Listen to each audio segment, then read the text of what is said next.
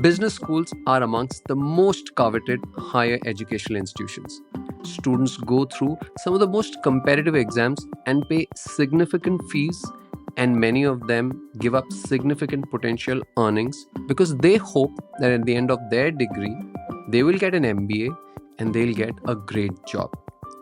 Yet, the onerous process of finding, soliciting, and bringing dozens of companies to campuses each year to hire students falls mostly on final year students who are part of the elected or selected placement committees, often also called placecoms. For as long as we can remember, and I'm an MBA too, a few decades back, these committees have always been accused of bias. It happened during my time. I graduated in 2001. Arrogance and power play by other students, rightly and wrongly. Yet, the fact also remains that those who serve on the placement committees often and almost always sacrifice a significant part of their own education and classes and grades and GPAs in order to run a great job matching process for their entire batch. Should they though?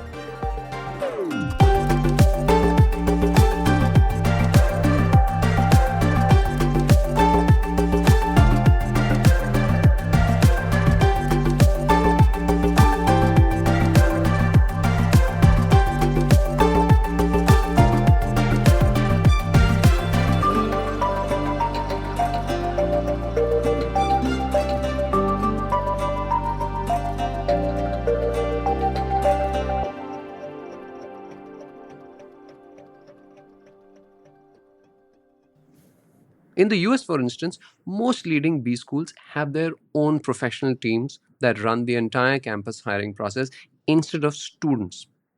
Finding quality jobs for hundreds of students each year is a full time job. In India, too, many colleges are gradually coming round to the same point of view. IIM Kozhikode has transitioned the process from students to faculty. BITS Pilani has adopted a system where HR professionals employed by the institute handle placements.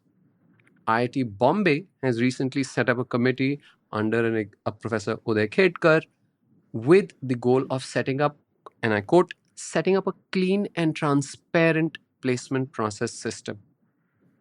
Articles in the Times of India and Economic Times said that this was done after students brought to light instances about biases that they faced and how that had hampered their career. Dr. Shiv Kumar, who's a senior leader who works with private equity firm Advent International, recently made an extension of these points on LinkedIn. He's had a fairly long and successful professional career, having been chairperson and CEO of PepsiCo India and CEO for emerging markets at Nokia.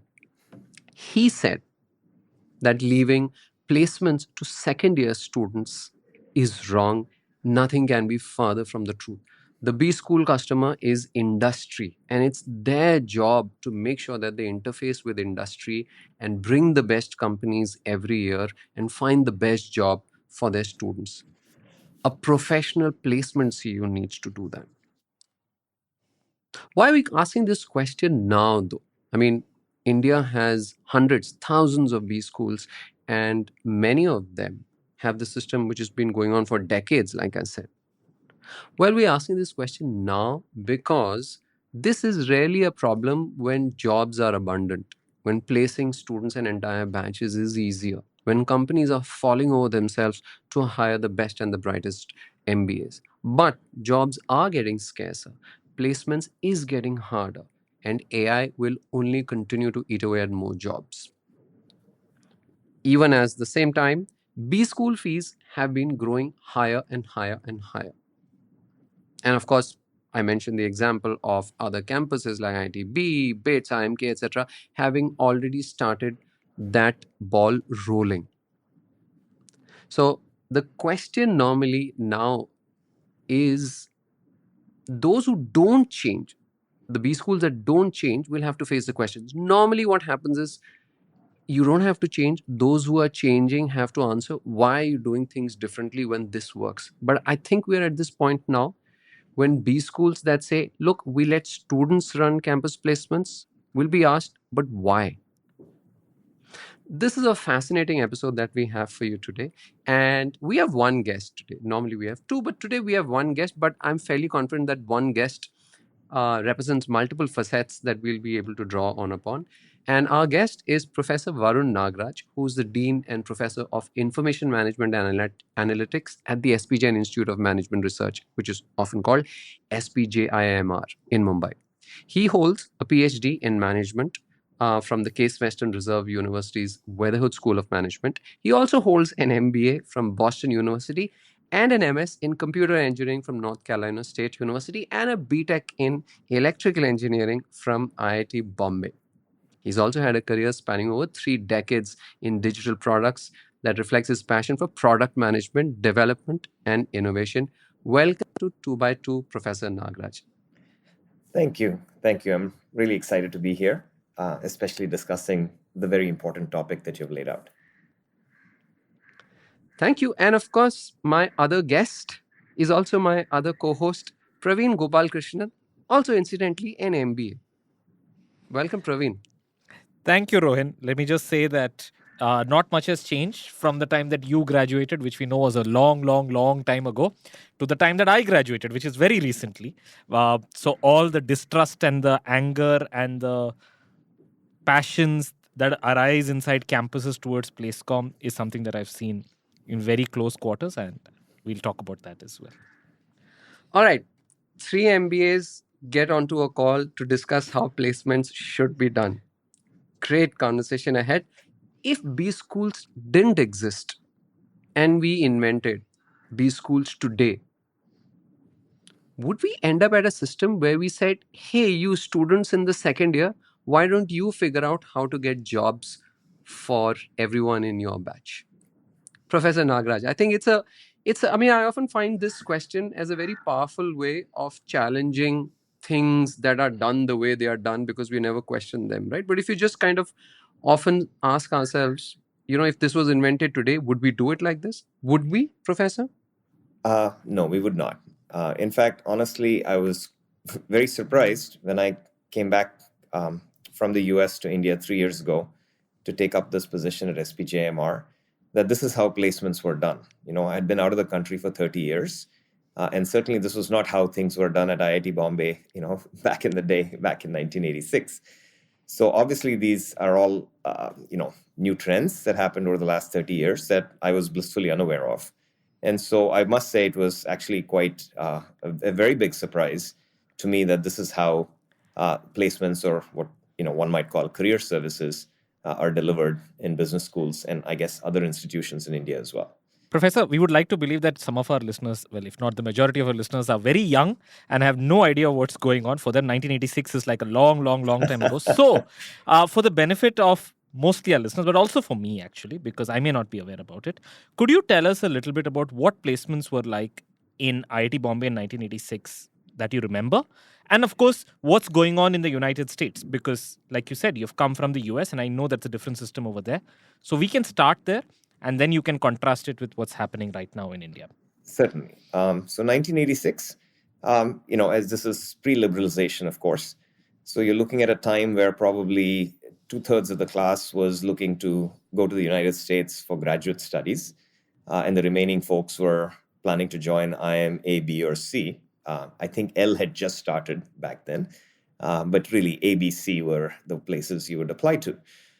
So it were not many people were necessarily looking for careers out of IIT Bombay, graduating, which is very different from now. And of course, there were a fair number of companies that showed up. I just have a very dim recollection of it. I wanted a job that would have me traveling overseas as much as possible, and Tata Burroughs was the company that was reputed to do that. And you essentially just applied. There was some sort of a admissions or a coordination office that sent your resumes on to, and this was professionally run. There was no student involvement. They just sent it on to Tata Burroughs, and you were either on a short list and you got interviewed. I remember it being a very, very low stress situation. I think I did 2 or 3 interviews. I was very annoyed. I got rejected by Schlumberger, which was kind of the choice thing because they used to pay in dollars, unlike everybody else. Only 2 people got that year. But the rest of us all got placements, and then 2/3 of us didn't take it because 2/3 of us decided to go abroad or go to an IM. So that's how things were. So I don't think there is anything that is common between the 1986 era that So, I Professor, went when you through. say, sorry to interrupt you. When you say that it was professionally run, did you mean that it was run by the college administration? It was or run by was the college it was administration. run I by do the not college know at what administration? level, but absolutely no student had any say in it to the best of my knowledge. Understood. Please continue. Yeah. This is very And then, interesting. Now, yeah, sorry. Please yeah, go ahead. continue, Professor. No, I was going to go on to what I've seen in the US, but if you want to sort of No, please, discuss my please. fading old Yeah, I mean memories of that's IIT Bombay, I'm happy to do that too. No, the only thing that yes. I will let you know is that Schlumberger continues to be that kind of an employer of choice where they come and take 2 people every batch. Everybody else resents it. And those 2 people end up in an oil rig off South America and have a wonderful time. So, yeah, Indeed. sorry, please continue. Be careful what you wish for. No, it worked out pretty well for the 2 guys they took from our batch. One went to Stanford right after his 2 or 3 years at Schlumberger and went on to a great career at McKinsey and private equity actually after that. Didn't work out so well for Schlumberger, did it? Well, it's two-sided, right? So if you look at the United States, I think you should make a distinction between business schools, which is a graduate degree, if you will, and then other kinds of graduate programs like in engineering and so forth, undergraduate programs in engineering versus the rest. So in the US, the covenant or the pact that we have in India that the institution has to find a role for its student isn't quite as strict, right? The university does not take any moral responsibility for their students finding a job. It is on the students to show the initiative to find their jobs. So that is a very big difference, right? It is not a parent-child relationship like it appears to be here, with an obligation, that goes along with sort of the Indian setup. So what happens? So if you look at the undergraduate institutions, yes, the large employers and the consulting firms do sweep in. They are absolutely professionally run, meaning the university basically schedules it. There are counselors. You choose to apply, not apply. There are resume services that are available, which again, the students choose to go and use it or not. It's up to them. But these are all professionals employed by the university. My daughter went to Rice University, which is a very prestigious undergraduate institution. My son went to UT Austin. And obviously, I have many other contacts at other places. And in both cases, it was up to them to decide to what degree they wanted to use the career services or not. And neither of them actually got placed through their career services. My daughter went on to do Teach for America. My son basically has gone on to do something wild and crazy. And the majority of students are not placed through that particular process, nor is there an expectation that they will be. It is a little different in engineering for the last few years because there have been a large number of tech-based hiring going on. Business schools and law schools, of course, are a little bit different because the fees are so high for a 2-year program or for law school. Here, the institution does take much more of an hands-on role in making sure that the students have a return on investment. And this is, again, true only in the top schools. When I did my MBA from Boston University, even though it was sort of a evening kind of a program, to the best of my knowledge, Boston University did not really have that aggressive a stance on placing even its MBAs. But Harvard did across the street, if you will. So the top 10, 20 business schools, 30 business schools perhaps, do take a very hands-on view towards finding opportunities for their students. But then again, it's professionally run, meaning it's essentially run by the institution with zero involvement from the students. So that is the slight difference with business schools in the US versus the other educational institutions or departments in the US. So I think we have been talking about it in a duality. We have been saying that either it's student run or it's professionally run. In my experience, it's actually a spectrum in the sense that certain institutions have a certain degree of involvement from the institution side and a certain degree of involvement from the student side. On one end of the spectrum is I went to engineering college and I graduated somewhere in like 2005. So that period between 2001 to 5, which is just coincides with the rise of all of these service tech companies that start to hire from engineering colleges in such a big way. At that time, you had a student placement committee. It was, if I remember correctly, it wasn't an elected body. It was essentially a selected body. And mostly all of the work that they did was fairly operational, for the lack of a better word. It would be about contacting recruiters, scheduling them, making sure that they come into campus. But the institute themselves took immense amount of responsibility and ownership to make sure that the process worked out. So I don't remember being in engineering college, as an example, and being quote unquote fearful or resentful of the placement committee, wondering, do they have my best interests at heart? I Perhaps never because it saw it didn't have that way. that power, right? It didn't have that power, exactly, right? And so the story of people who have done placements in engineering college at that time is, all they'll tell you is that it was just a blur. They took responsibility to place students, but it was mostly around scheduling, etc. And it was that. Now that radically changes when when I went to B school. And when I went to B school between the years of 2009 and 11, which of course coincides just after the financial recession that hits US and placements, everything is down. So now what happens is, in this case, the power changes, where in this institute now, the students have much more power. There is an involvement from the institute side. There is a representative on the administration side. But I think it's fair to say that the students were the ones who basically drove most of the process. They are the ones who were right in front. They were the ones who were setting the rules. And quite frankly, they were the ones who were not very nice. So there was a certain very clear power imbalance that I experienced. Now, there are ways that students did in order to shift this. So, for instance, one of the things that they did was, if your placements are happening for your batch, it's not your batchmates who are conducting placements. It's actually your juniors who are doing it. So if it is your first years who are doing summers, it's the second years who are managing the process. And when the second years are doing the finals, it is the first year placement committee that steps up and does the process for them. So there is a little bit of, some amount of arm's length that's happening. But I remember that there was a lot of anger and distrust, and there was a lot of drama against the placement committee. Shouting, fighting. Oh, there was shouting. There was I'm meetings. talking There about was town 2001. halls. It seems like it's a rite of passage. Every 3 years it happens. So all of this has happened. There have been public tears, apology, everything I have witnessed. But I believe that one of the reasons why this process was called into question in a very deep way was also because of the time. Because it was a time when jobs were scarce. It was a time when, clearly, when there is some kind of scarcity going on, at that point, people start questioning and looking at it and saying, why is this person getting placed better than me? This person knows this person in the placement committee. So obviously he or she cracked that job at that consulting firm or that bank. So these kind of questions start to emerge much more.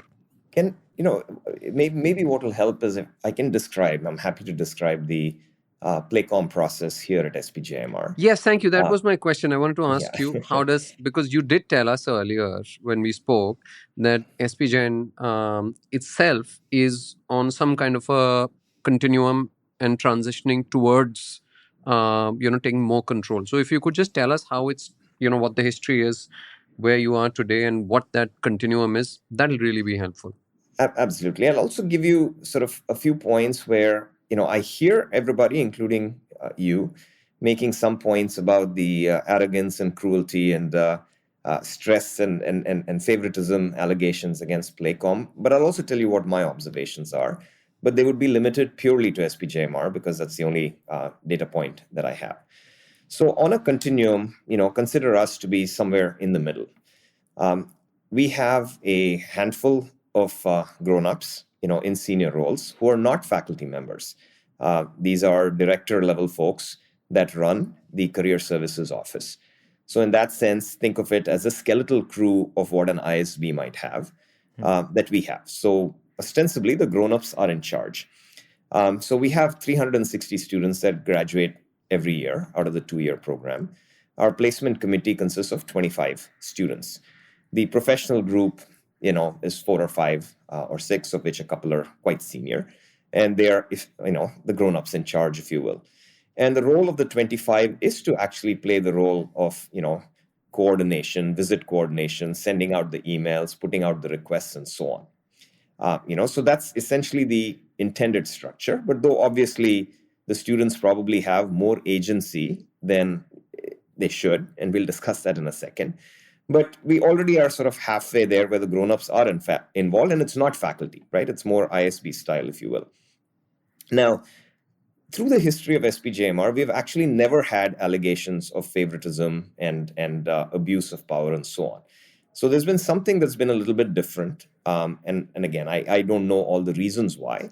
I just went back and I looked at the data. So, for example, after we scheduled this podcast, I pulled the data of the average salaries of the Playcom committee students versus the average salary of the overall batch. Classic MBA, looking for data to show if there was a Cohort-based bias. testing. Because this is one of the most popular criticisms, by the way, that yes, PlaceCom members do sacrifice CGPAs, but in spite of that, they often get salaries which are at least 1.x of what the average is, right? So I'm glad Professor Nagraj is essentially So I'll like give you going the to tell exact us whether number that that exists at SPJ. I'll give you the number that we saw. So no, 1.x, sure, but it is 1.0x, if you will, because the the the placement committee members did get a marginally higher salary in the last 2 years I looked at, of about 2.6% more.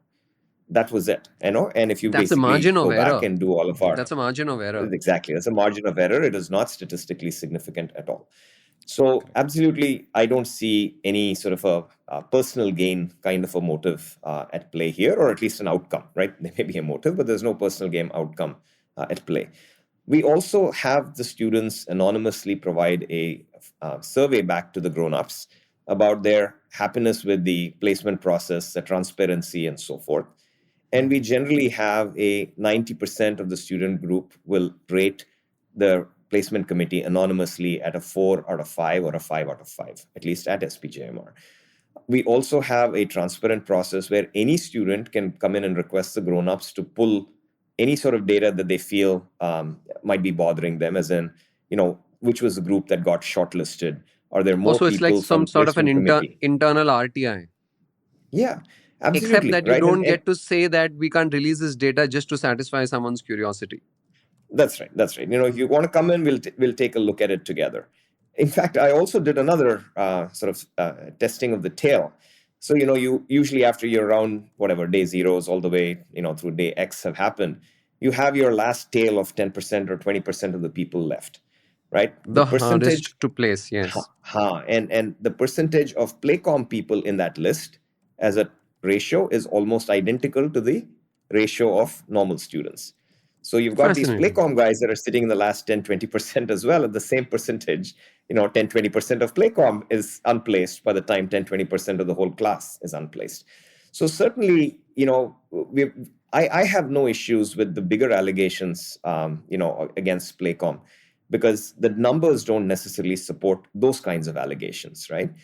But that said, I'm not a fan of the current process, and I'm happy to tell you why I'm not a fan of the current process, but it's not for reasons please tell us, because that are most commonly raised. So, yes, please tell us, Professor Nagraj, because I mean, one of the things that I think we've, is left unsaid is what, when you say that, look, there is a continuum. Praveen mentioned that, like, it's not a duality. It's some kind of a mix, right? And I'm essentially looking at the examples that you gave of ISB, of US universities, and of course SPJN, etc. And I think the difference for me comes down to, you said it's not faculty members. That was very important for me, because the point that I feel is very important is this is not a part-time job, right? That's exactly Interfacing right. with industry and helping, and this is a multi-year job, finding employers find their best employees, finding students find their best employees, is an ongoing process. It's a full-time job. It cannot be done by a faculty member without impacting their teaching activities. It should not be done by students by expecting them to give up their studies or their campus life, etc., which is essentially unpaid labor. I mean, one of the criticisms of the placement process is that, look, isn't it great if you can just get students to essentially, like, contribute unpaid labor and run the placement process? But I think at the crux of the matter is this important enough? I mean, and this is actually one of the truths in organizations also, that if you typically look at an organization and ask them, how much do you value this process? And they'll say, oh, we value this a lot. And then you ask them, how many full-time employees do you have whose job is to only look at that? And then you realize, oh, not many, someone does it on the side. And then you can essentially call them out and say, if this was so important for you, wouldn't you have people whose job it is to only do that? And it's the same with placements, right? So Mhm. please tell us, Professor Nagraj, I mean, even though you said you're not dissatisfied with the current system and like, at SPGen things seem to have worked out all right, which direction are you taking it and why? Okay, I am not satisfied. So I just want to be clear about that. All I'm saying is the typical allegations or the sources of dissatisfaction are not my sources of dissatisfaction. I have other sources of dissatisfaction, which is why I would like to continue to move it forward in the direction of full professionalism. What are they? Um, okay, the two primary things. One would sort of be the idea of relationship management, which goes beyond placements, and this is something that Shiv refers to in his LinkedIn post.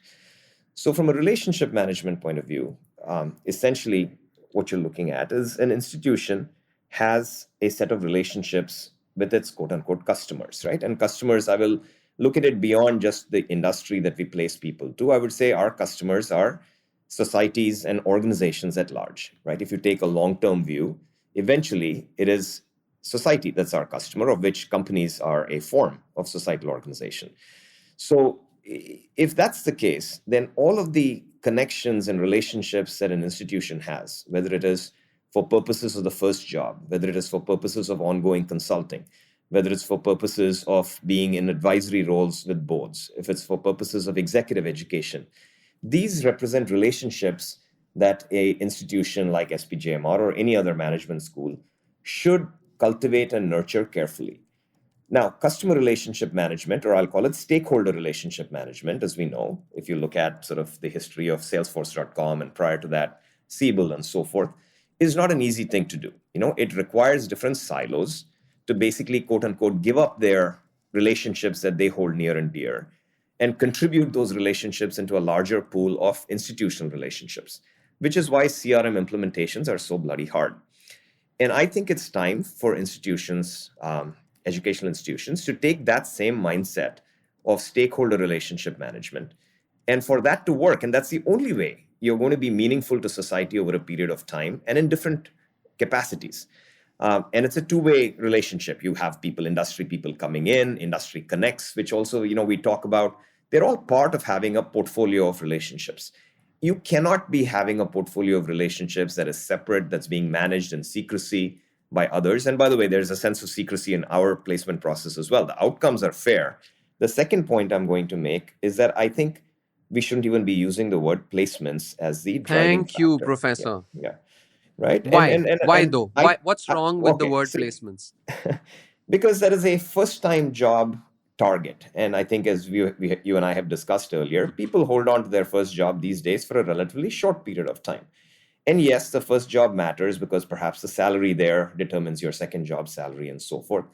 But as again, I'll date myself. Back in the day, there was this movie called either Diwar or Zanjeer, where Amitabh Bachchan is pointed out as "Ye lambi race ka ghoda hai." Right? So to be a lambi race ka ghoda is, I think, what we're trying to create here. If society is to benefit from the efforts we're putting in to train the next generation of leaders, or to at least coach, enable the next generation of leaders, it should be over a sustained period of time. So, and placements just puts a very short term and a very instrumental layer on what ought to be a much more joyful, long term, satisfying process, which is that of, let's just call it professional development or career development. So, if we looked at these not as placement offices and placements, but we sort of said, let's have this activity set called professional development, how might we organize? And this is something we are going to basically do at our business school. And in a good open source way, I'm happy to at least communicate what I'm thinking of at this point. See, this we talked about students being forced to attend, placement talks because otherwise the companies get annoyed. We've talked about the secrecy that prevents us from even knowing what's going on.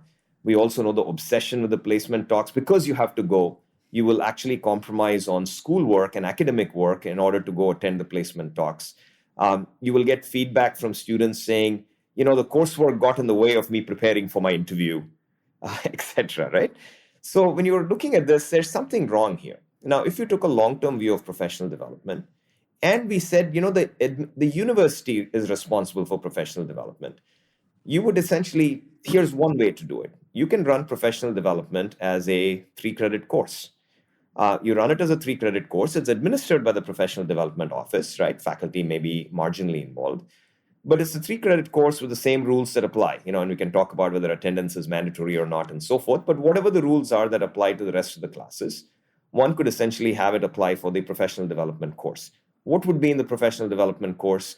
The various, PPTs, which are the pre-placement talks that companies do, the coaching sessions that happen in order to build a better resume, interview techniques, long-term career growth. What does happiness really mean?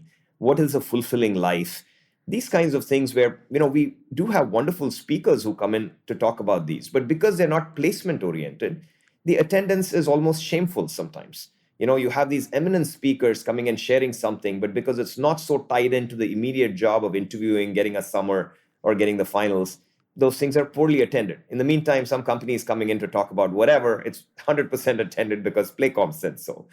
So I think if you just looked at, honestly, a 3-credit course called professional development in year 1 and 1 in year 2, which involves these kinds of things that move you towards your job, that move you towards your longer-term career goals, you're integrating a little bit more this professional development course and the sequencing of it along perhaps with the academic content that's being taught. So you have academic development and you have a professional development. Let professionals run the professional development course, if you will. If you'd like to listen to the full episode, you can head over right now to the Ken and become a premium subscriber to catch up on everything else that we've discussed. Your premium subscription will also get you access to all of our long-form stories, newsletters, visual stories, and all the other podcasts that we produce.